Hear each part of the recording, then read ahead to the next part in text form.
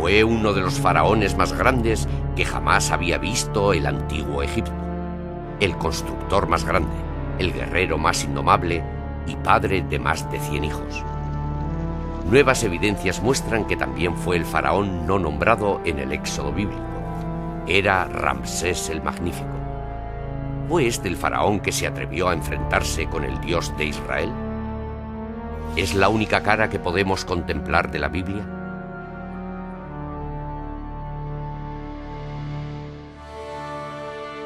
Ramsés el Magnífico. Los monumentos de Ramsés abarcan desde sus estatuas colosales en Memphis, en el norte, al templo de Abu Simbel, en el sur.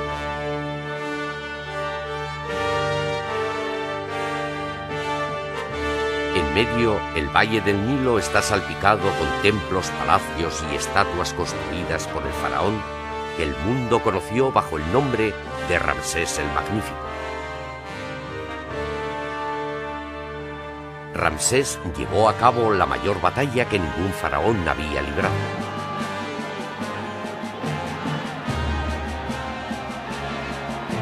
Superado el número en territorio hostil, siguió luchando cuando los que estaban a su alrededor se preparaban para huir.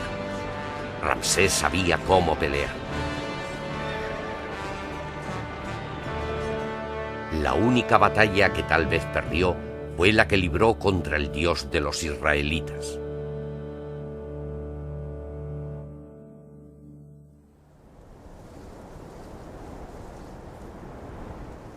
Si se quiere entender a Ramsés, hay que ir a Abidos, el lugar más sagrado de todo Egipto. Durante miles de años, los peregrinos llevaron sus ofrendas allí para conseguir los favores de Osiris, el dios de los muertos. Hoy día, todo lo que queda de las ofrendas es la colina de la cerámica, vasijas ahora rotas llevadas por los peregrinos.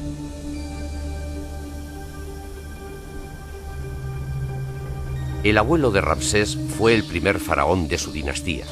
Era una familia de militares, nueva en las cosas de la realeza. De manera que cuando el padre de Ramsés, Seti, quiso demostrar que formaban parte del sistema, construyó un templo en el campo sagrado de Abidos. Reunió a los obreros más habilidosos y finos del país para ofrecer al pueblo esta deslumbrante manifestación de que Egipto nuevamente volvía a ser grande. Seti no estaba construyendo solo un templo, estaba haciendo una declaración política. Podéis esperar grandes cosas de mi reinado.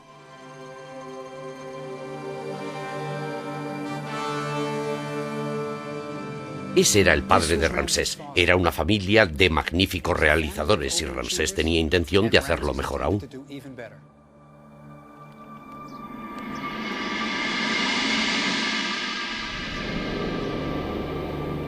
Y lo hizo.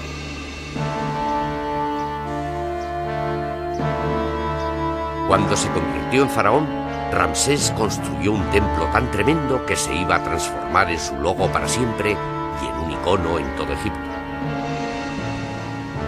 Ramsés era todavía un veinteañero cuando empezó a construir Abu Simbel. Está en Nubia, más allá de la frontera sur del antiguo Egipto. Era un proyecto único. La mayoría de los templos estaban hechos con bloques de piedra adosados unos junto a otros y luego eran tallados. Abu Simbel fue esculpido en una montaña. Tuvieron que desarrollar nuevas técnicas para cortar la roca. A los artistas los bajaban desde la parte superior de la montaña en andamios para que dibujaran la enorme parrilla que serviría de guía a los escultores que labraron las 4 estatuas de Ramsés sentado en su trono de 160 metros de altura. ¿Por qué construir un monumento tan increíble en un lugar tan apartado? Allí jamás hubo una gran población que pudiera ir a adorar al templo. Se trataba de pura propaganda. Ramsés quería que todo el mundo le tuviera miedo. Nubia era la fuente de oro de Egipto, y el templo era un temible recordatorio del poder de Ramsés ante los nubios. El viajero que llega hasta aquí se encuentra con 4 estatuas colosales en el exterior del templo que le están mirando hacia abajo. Y luego, en el espacio físico que es el templo en sí, se encuentra con unos grabados representativos de la vida de Egipto.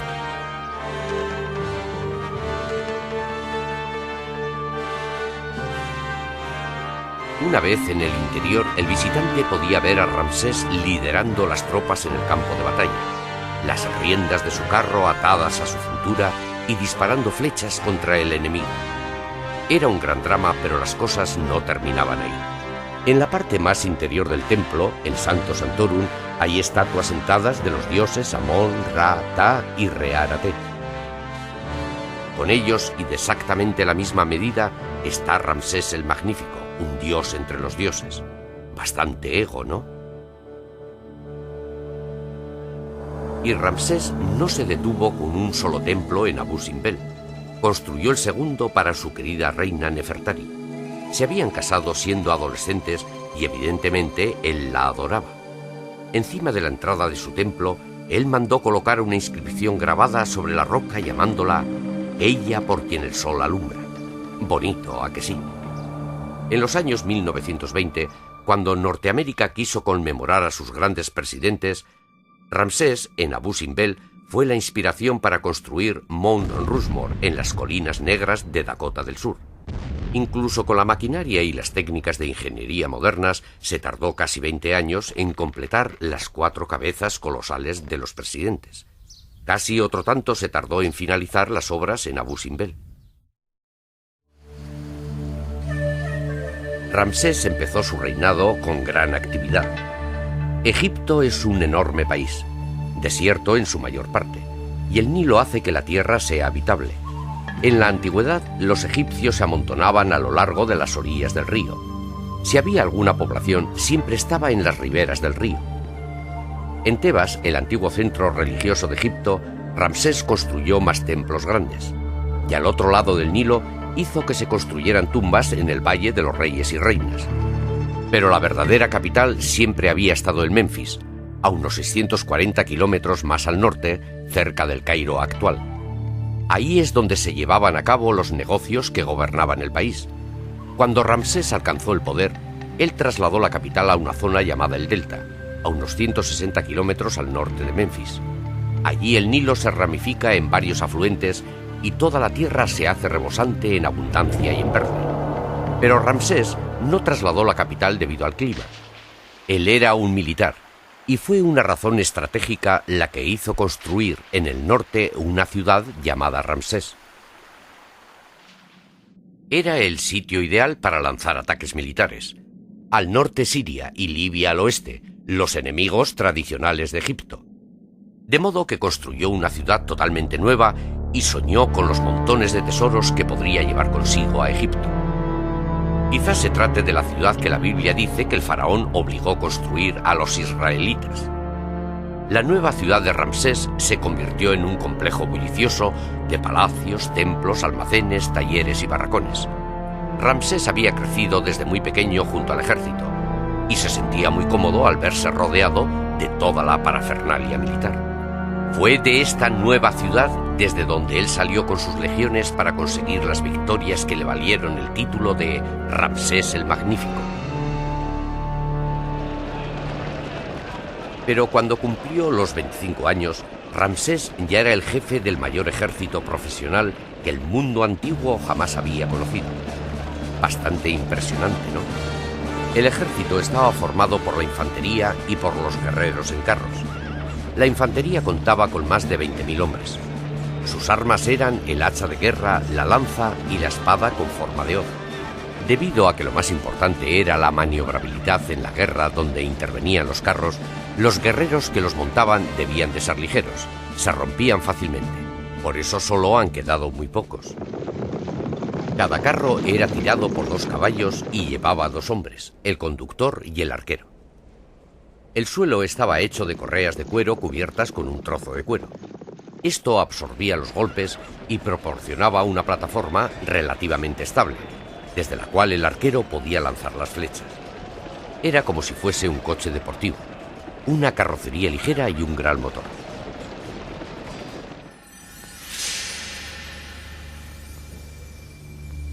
La batalla de Cadés consagró la fama de Ramsés como un guerrero temerario. disponemos de más relatos de dicha batalla que de cualquier otro evento en la historia antigua. Fue el equivalente en el antiguo Egipto del paso de George Washington cruzando el Delaware. Lo que resulta formidable es que no solo tenemos relatos escritos de la batalla, todavía contamos con el campo en el que Ramsés luchó. La antigua ciudad fortificada de Cadés en Siria estaba construida sobre una colina. Dicho lugar había estado habitado durante más de 3000 años, e incluso hoy día una moderna ciudad se erige allí. Pero quizá pronto se quede desierta. La sal del subsuelo y el agua han hecho que la mayoría de sus habitantes abandonen sus casas. Actualmente solo unos pocos moradores viven en lo que antaño fue un lugar estratégico en el antiguo Medio Oriente. ¿Ves? Cadés era crucial en el plan de Ramsés para controlar el Oriente Medio, pero la ciudad estaba entonces dominada por los hititas, guerreros de lo que hoy día es Turquía. Era el enemigo número 1 de Egipto, y Ramsés tenía intención de arrebatarles Cadés. De manera que en el segundo mes del verano, en el 5º año de su reinado, 20.000 soldados siguieron a Ramsés fuera de Egipto. Planearon tomar Cadés y todo el territorio circundante.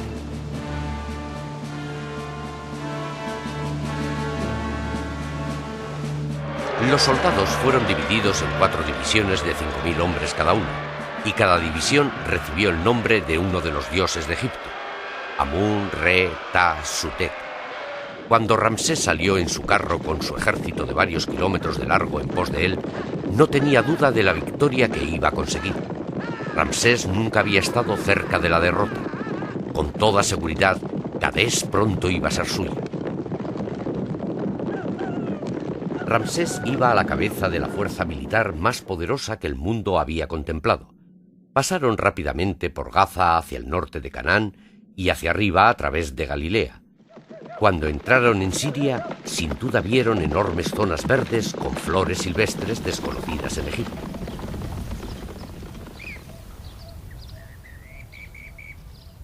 Y a lo lejos montañas cubiertas de nieve. Probablemente era la primera y única vez que ellos veían nieve.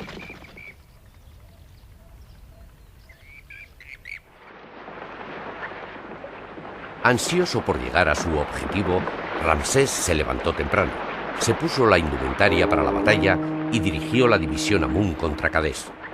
A lo largo de kilómetros, detrás de él, se quedaron las otras 3 divisiones.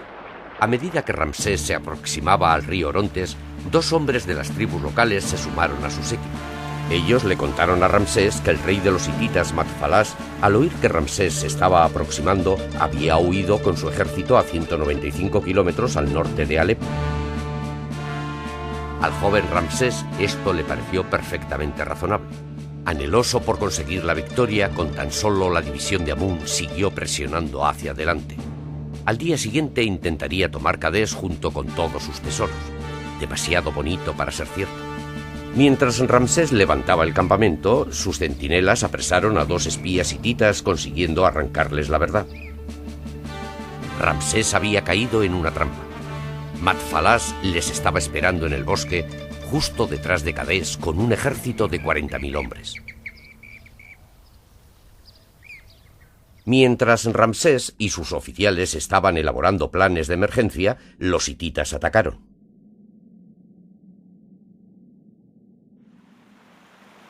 Sus guerreros con sus carros cargaron cortando la división de Re por la mitad, casi destruyéndola por completo. Luego fueron directamente contra el campamento de Ramsés. Los carros estaban siendo reparados. La infantería se estaba curando los pies cansados.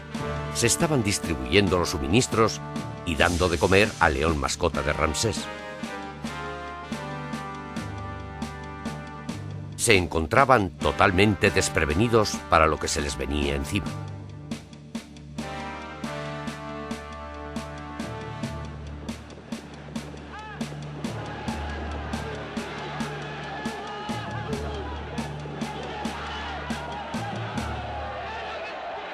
Abriendo una brecha en la barrera formada por los escudos egipcios que formaban una valla alrededor del campo, los carros de los hititas pillaron a las cansadas tropas desprevenidas.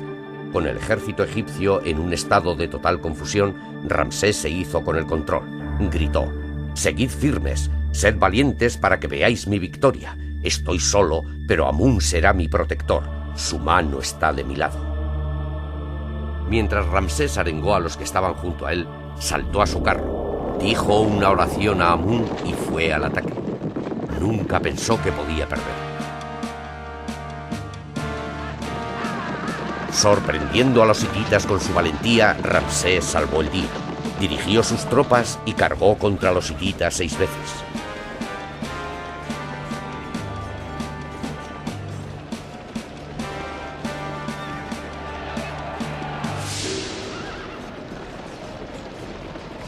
Finalmente los hititas se vieron obligados a huir cruzando el río.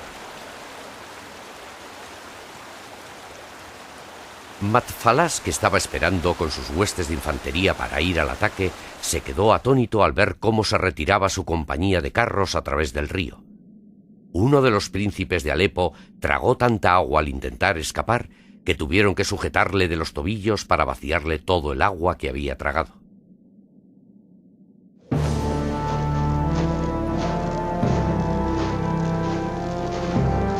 La derrota se había transformado en una victoria. Luego, las manos derechas de los hititas muertos fueron cortadas y amontonadas para que los escribas de Ramsés pudieran contar los muertos. Solo había sido el fin del primer asalto.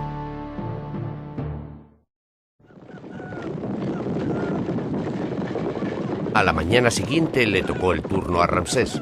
Tras varias cargas estaba claro: las tropas hititas estaban muy bien entrenadas y eran demasiado numerosas para derrotarlas sin más.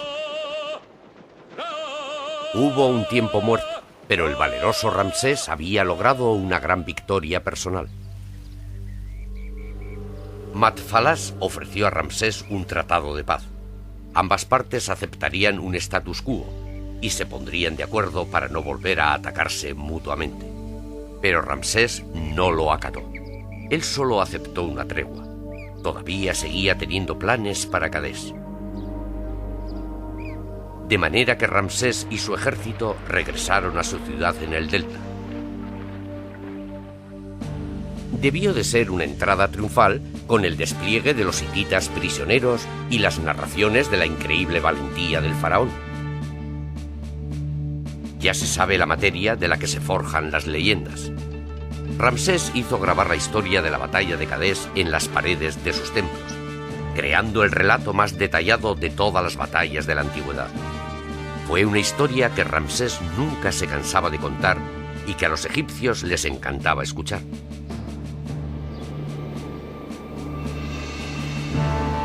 Pero pronto tuvo en sus manos otra clase de lucha totalmente diferente: una batalla con el Dios de los israelitas.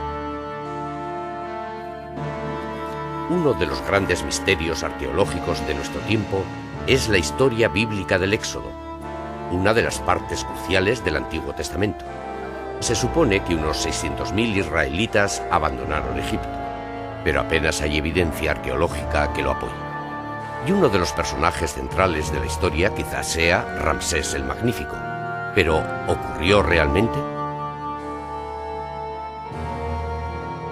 Según la Biblia, los israelitas que vivían en el delta se habían hecho muy numerosos, y en un intento por controlarlos, el faraón les obligó a que construyeran las ciudades almacenes de Pitón y Ramsés, donde se guardaban los suministros del ejército.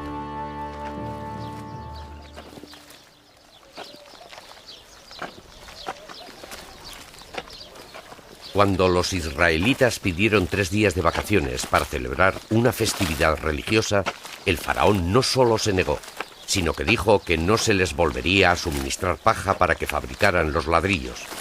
La elaboración de los ladrillos en Egipto sigue siendo la misma que en los tiempos bíblicos. La paja es fundamental.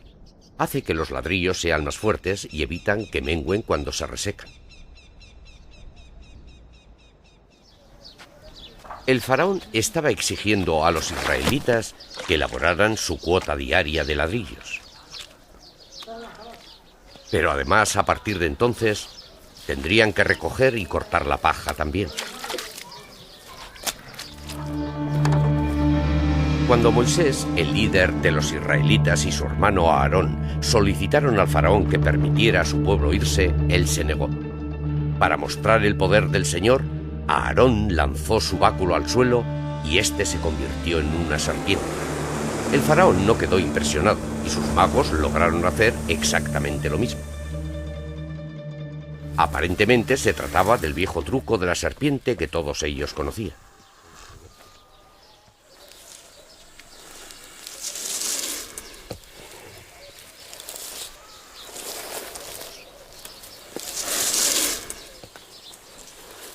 Los encantadores de serpientes egipcios de hoy día todavía saben cómo hacerlo. Son muy buenos showmans con una buena borrachera. Pero a pesar de todo, el truco sigue resultando bastante impresionante.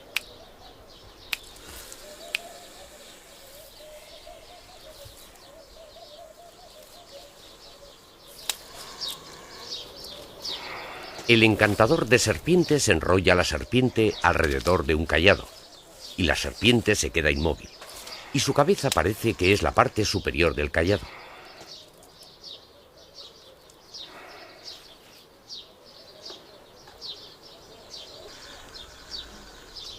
Moisés decidió hacer algo parecido a esto delante del faraón.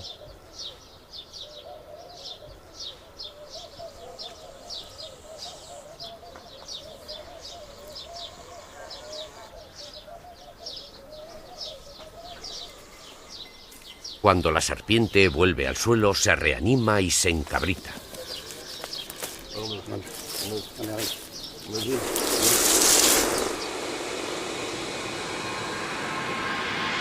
La confrontación última en la historia del Éxodo es entre el Dios viviente de Egipto, el faraón, y el Dios de los israelitas, quien lanza 10 plagas sobre Egipto.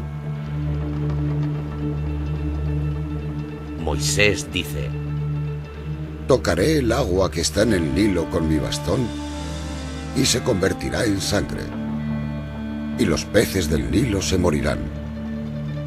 El Nilo estará sucio y los egipcios aborrecerán beber su agua. Incluso cuando ocurrió, el faraón no se atemorizó y se negó a que los israelitas se marcharan. Hay que recordar que el faraón también se consideraba un dios.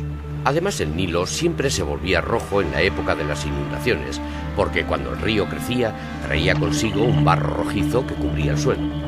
Las siguientes plagas, las ranas, los piojos, los insectos, los diviesos y el granizo, tampoco asustaron al faraón. Eran algo muy parecido a lo que suele ocurrir en la naturaleza, de modo que siguió negándose a que los israelitas se marcharan. Entonces el Señor dijo a Moisés: estira tu mano hacia el cielo para que haya oscuridad sobre la tierra de Egipto, una oscuridad que se palpe. A mí me suena a una tormenta de arena. El faraón había presenciado montones de ellas y no iba a dejar que sus esclavos se fueran debido a un fenómeno natural. Sin embargo, la 10ª plaga es la que no se puede explicar como un simple capricho de la naturaleza. Entonces dijo el Señor: a medianoche enviaré a Egipto a un ángel exterminador y todos los primogénitos morirán. Con el corazón roto a causa de la muerte de su hijo primogénito, el faraón cedió y dio comienzo al éxodo. Pero incluso después de las plagas y de la muerte de su hijo, el faraón resistió a ceder. En un último movimiento para evitar la derrota, rápidamente reunió a sus carros y persiguió a los israelitas. Fue entonces cuando tuvo lugar la separación de las aguas, permitiendo a los israelitas que escaparan.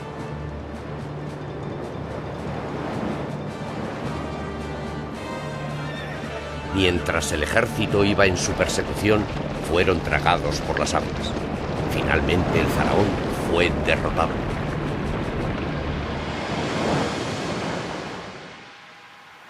La ruta más fácil para que se escaparan los israelitas hacia la tierra prometida era a través de una zona llamada el Mar de los Cañaverales. Todavía sigue allí. De hecho, parte del canal de Suez lo atraviesa. Es una zona de pantanos y ciénagas que la gente a pie es capaz de atravesar. pero los carros quedan atrapados en el barro. Eso explicaría la historia de la Biblia.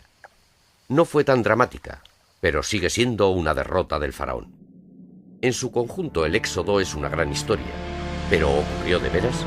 Si hubo israelitas en Egipto y hubo un Éxodo, ¿por qué no se menciona en los registros egipcios? Los egipcios grabaron muchas guerras y batallas en sus templos. Pero si se lee los jeroglíficos con detenimiento, no se encuentran nunca derrotas. Los egipcios no grabaron las derrotas. Para encontrar los archivos de los israelitas en Egipto hay que ir a la Biblia, a una época anterior al Éxodo, a la historia de José. Ahí es donde nosotros obtendremos algunas pistas sobre si realmente el Éxodo tuvo lugar. Según la Biblia, un israelita llamado José fue vendido como esclavo por sus hermanos que estaban celosos de su túnica de colores. José acabó en Egipto y fue injustamente acusado de meterse con la mujer de su amo y le llevaron a la cárcel. Pero José poseía una habilidad que le salvó. Era capaz de interpretar los sueños. En la cárcel interpretó con precisión los sueños de sus compañeros de presidio. Casualmente el faraón se enteró de su don. Ya se sabe que el faraón tenía sueños que ninguno de sus sacerdotes era capaz de interpretar. Incluso vio en sueños cómo 7 vacas gordas eran devoradas por 7 vacas flacas. A dicho sueño le siguió otro. 7 repletas mazorcas de maíz son devoradas por otras 7 escuálidas. José los interpretó diciendo que Egipto tendría 7 años prósperos seguidos de 7 años de hambre. Basándose en dicha interpretación, la economía de Egipto fue planificada para los siguientes 14 años. En los años prósperos se almacenó el trigo en enormes graneros totalmente llenos, anticipándose a los 7 años de dificultades que estaban por venir. Cuando el hambre hizo su aparición, golpeó a todo el Medio Oriente y solo se salvó Egipto de morir de hambre. Ahora bien, lo curioso del caso es que esta historia tiene todos los visos de ser cierta. Los antiguos egipcios creían que todo el mundo tenía sueños proféticos, y si alguien quería que le interpretaran un sueño, acudía a un templo. El sacerdote iba a la biblioteca del templo, sacaba un papiro con la lista de sueños y sus interpretaciones. Por ejemplo, si alguien soñaba con un pigmeo era algo malo, significaba que la mitad de la vida había pasado. La habilidad de José consistía en que él podía interpretar los sueños que no estaban en el libro de los sueños. Fuera quien fuera el que escribió la historia de José, realmente sabía lo que decía. Incluso hay cierta evidencia de la historia de José en la isla de Sahel, cerca de la frontera sur de Egipto. La isla está cubierta con inscripciones sobre las rocas y hay una que menciona un periodo de hambre que duró 7 años, exactamente igual que en la historia de José. La historia de José no está en el Éxodo, pero sugiere que hubo israelitas en Egipto. Existe aún otra evidencia de que algo parecido al Éxodo tuvo lugar, y está en el Museo Egipcio del Cairo. Incluso sugiere que nuestro hombre Ramsés fue el faraón del Éxodo. La famosa estela Israel es el único sitio en los registros egipcios en el que se menciona a Israel. Una estela es una piedra grande plana erigida delante de un templo para anunciar algo. Es el equivalente a un tablón de anuncios. Esta fue erigida por el sucesor de Ramsés, Merneptah, para vanagloriarse de sus conquistas militares. Se sentía especialmente orgulloso por conquistar a los libios y al misterioso pueblo del mar que había tratado de invadir Egipto. Pero al final habla de su expedición militar a Palestina. Hace un listado de todos los territorios conquistados por él. Tenú está desolado, Ati está acabado, Canaán está saqueado. Y luego añade: Israel ha quedado devastada, ya no tiene simiente. Observa los jeroglíficos con atención.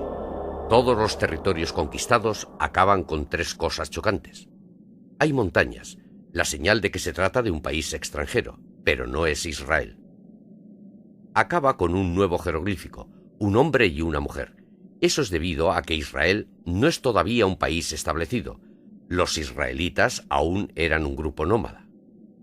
Conviene recordar que la Biblia dice que los israelitas vagaron por el desierto durante 40 años, antes de asentarse en la tierra prometida.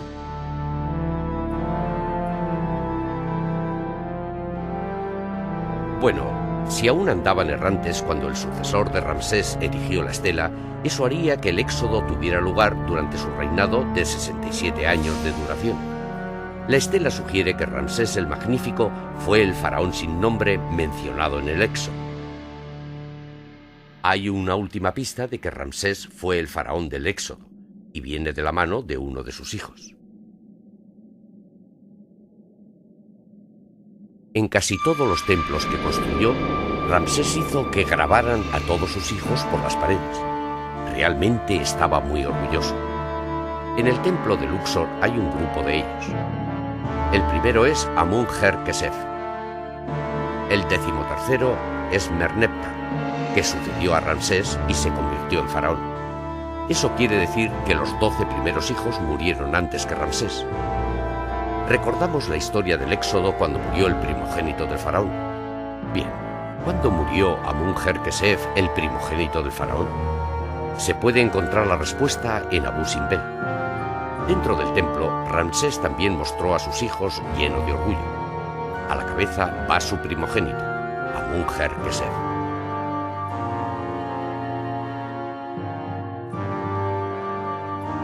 Él estaba vivo y sano cuando esculpieron esta pared. Pero una estatua suya fuera del templo de Nefertari contiene 2 altos jeroglíficos al final de su nombre que significa fallecido. De manera que el primogénito de Ramsés ya había muerto cuando se acabó de construir Abu Simbel, justo después del Éxodo, e incluso quizá sepamos dónde fue enterrado.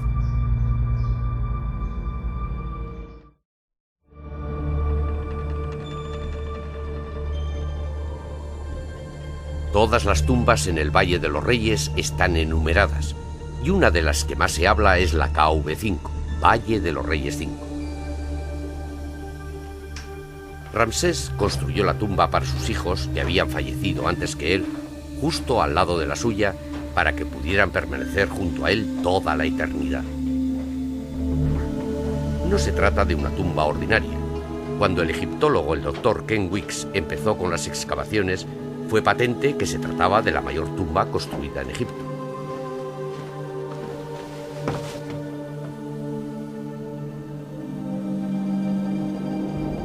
Parece alargarse más y más con cientos de pequeñas cámaras. Salas para conservar momias, salas para guardar muebles, ropa y todas las posesiones que los hijos de Ramsés necesitarían en el mundo venidero.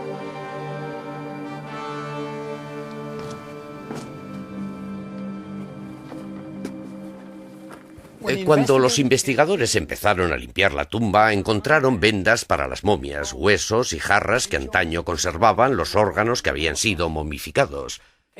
También hallaron inscripciones con los nombres de los hijos de Ramsés.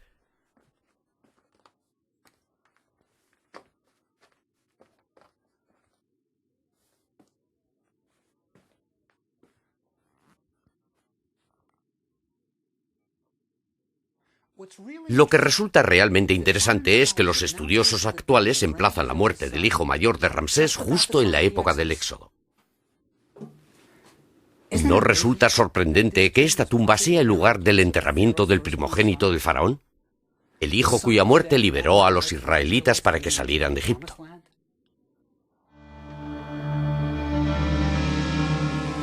Todas las evidencias sugieren que Ramsés el Magnífico fue el faraón del Éxodo. La historia de José muestra que hubo israelitas en Egipto. Fue escrita por alguien que tenía un profundo conocimiento de Egipto. Y la inscripción con los 7 años de hambre en la isla de Sahel. Eso muestra que hubo hambre en Egipto. Luego, en la misma historia del Éxodo, se nos dice que los israelitas construyeron las ciudades almacenes de Titón y Ramsés en el delta. Y el delta, en realidad, está lleno de restos de las ciudades de Ramsés. Añádase a todo esto: el primogénito de Ramsés muere aproximadamente en el año 1262 a.C., la época del Éxodo, y empieza a aparecer que Ramsés es el faraón mencionado sin nombrarlo. El éxodo no ocurrió exactamente como está escrito en la Biblia, pero parece que algo sí ocurrió, y que Ramsés estaba allí en medio. Cuando miramos el rostro de Ramsés el Magnífico, probablemente estamos viendo al personaje descrito en la Biblia. Es posible que sea la cara de un hombre que pudo haber conocido a Moisés. Si Ramsés fue el faraón del Éxodo, eso explicaría un cambio radical en su conducta. La evidencia de una crisis en su mediana edad está escrita en una pared en uno de los templos para que todo el mundo la vea. Fue el primer tratado de paz de la historia del mundo entre Ramsés y el rey hitita. Tenía todo lo que se puede esperar en un tratado moderno, un pacto de no agresión, el fin de las hostilidades. Pero lo más importante que allí se decía era que Ramsés prometía no atacar la tierra de los hititas. Se le entregó Kadés. Durante años luchó por mantener Kadés. ¿Por qué estaba dispuesto a abandonarla entonces? Creo que la respuesta estaba en el Éxodo. Había sufrido su primera derrota. Había perdido a su primogénito. Eso pudo ser algo más de lo que hubiera podido soportar. El éxodo y la muerte de su primogénito y de sus otros hijos no fueron las únicas tragedias que Ramsés hubo de soportar. Abu Simbel fue terminado alrededor del año 24 de su reinado y él se embarcó en el Nilo con Nefertari para dedicar sus templos. Ningún rey de Egipto jamás había construido algo parecido. De entre todas sus esposas, Nefertari fue su única amiga y compañera. Ella le había acompañado a todas partes y aparece a su lado en las estatuas del templo. Aquel iba a ser el último viaje de Nefertari, ella por quien el sol alumbra. Murió poco después de su regreso al palacio del Delta.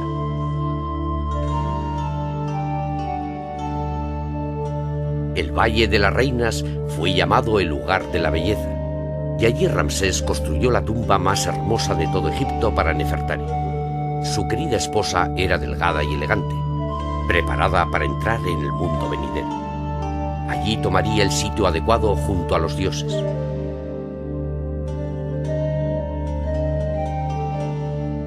Ramsés iba a reinar durante otros 40 años sin la compañía de Nefertari.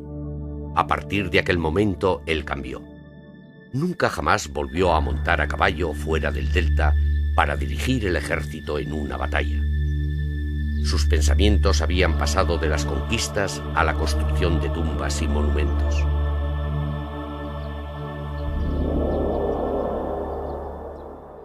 Con una familia tan grande, apenas pasaba un año sin que Ramsés tuviera que enterrar a un hijo, a una hija o a una esposa. Para crear tumbas para sus familias, Ramsés empleaba una ciudad entera de obreros, escultores, pintores, grabadores, supervisores, todo lo que era necesario para construir una tumba real. Esta es la ciudad donde vivían. Era el equivalente a un edificio moderno de apartamentos. 70 familias vivían unos junto a los otros. Todo el mundo conocía el oficio del resto. De hecho, sabemos más de lo que ocurría en esa ciudad que de cualquier otra ciudad antigua de Egipto. Aún conservamos las notas que se escribían en trozos rotos de alfarería que ellos utilizaban como borrador. Era una comunidad muy unida. Debido a que vivían cerca del Valle de los Reyes, permanecían un poco aislados de otras ciudades. Estaban tan lejos del Nilo que necesitaban un servicio de lavandería para que les limpiara la ropa. E intercambiaban sus habilidades. Yo grabaré tu ataúd si tú me decoras mi tumba. Ese tipo de cosas. Pero los obreros no pasaban mucho tiempo en la ciudad. Tenían que andar tan largo trecho que no se trasladaban todos los días.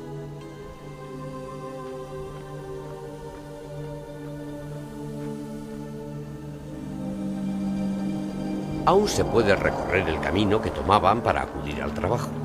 Imagínenselos andando en pequeños grupos de 3 o 4, transportando sus herramientas, hablando. Era un paseo precioso. En cuanto llegaban a lo alto podían vislumbrar todo el valle del Nilo a sus pies. Debajo podían ver cómo estaba siendo construido el templo mortuorio de Ramsés. Me pregunto si habría algún tipo de competitividad entre los dos grupos. Nuestra tumba es mejor que vuestro templo. Justo en el borde está el Valle de los Reyes. Ahí era donde Ramsés esperaba descansar durante toda la eternidad. Después de 67 años de un reinado extraordinario, Ramsés el Magnífico murió en su palacio. Su cuerpo fue llevado al taller del embalsamador, el mismo taller que había momificado a su querida esposa Nefertari, a Amun-Her-Kesef, su primogénito, y a tantos de sus hijos e hijas. Permaneció allí durante 70 días.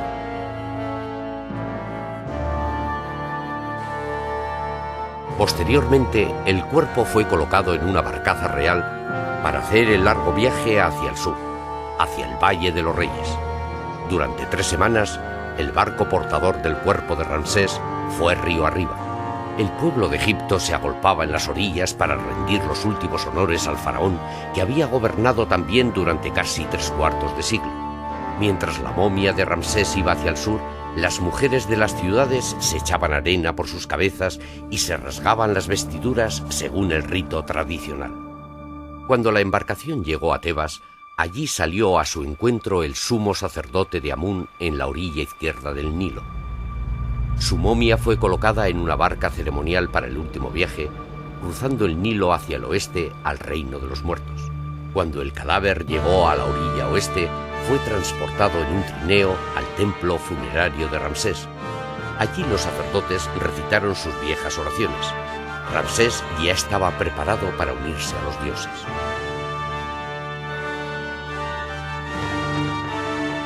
El trabajo en la tumba de Ramsés había comenzado 60 años antes. Ya estaba preparado para recibir la momia de Ramsés. Al igual que en las tumbas de los faraones anteriores, la piedra del sarcófago fue bajada lentamente por un pasillo, pasando por los textos sagrados de las paredes que acelerarían el paso del faraón al mundo venidero. El libro de las puertas con todas las palabras claves para vencer todos los obstáculos. Y lo más importante de todo, el libro de los muertos para asegurarse la resurrección en el mundo venidero. El pasillo bajaba hasta lo profundo del subsuelo. Se habían grabado, esculpido, alisado y luego decorado las alas, de forma que el rey pudiera mostrar a los dioses que debería ser tratado como uno de ellos. La tumba actual de Ramsés ha sido víctima tanto de los ladrones de tumbas como de las inundaciones graves ocurridas como consecuencia de las fuertes lluvias en el Valle de los Reyes. Pero aún así sigue siendo digna de Ramsés el Magnífico.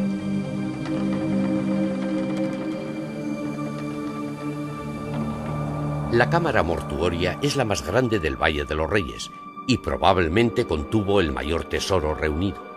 Ramsés reinó durante 67 años en el país más rico de la tierra, y en todo este tiempo amasó enormes tesoros de oro para llevárselos consigo al mundo venidero. Esta sala, sin duda alguna, contuvo tesoros bastante más espectaculares que los de un joven faraón como Tutankamón. Para cuando Ramsés murió, la mayoría de los hombres que trabajaban en su tumba habían fallecido ya. Ramsés reinó durante 67 años. Para la mayoría de los egipcios, él fue el único rey que conocieron. Cuando por fin Ramsés subió con los dioses, Egipto le lloró.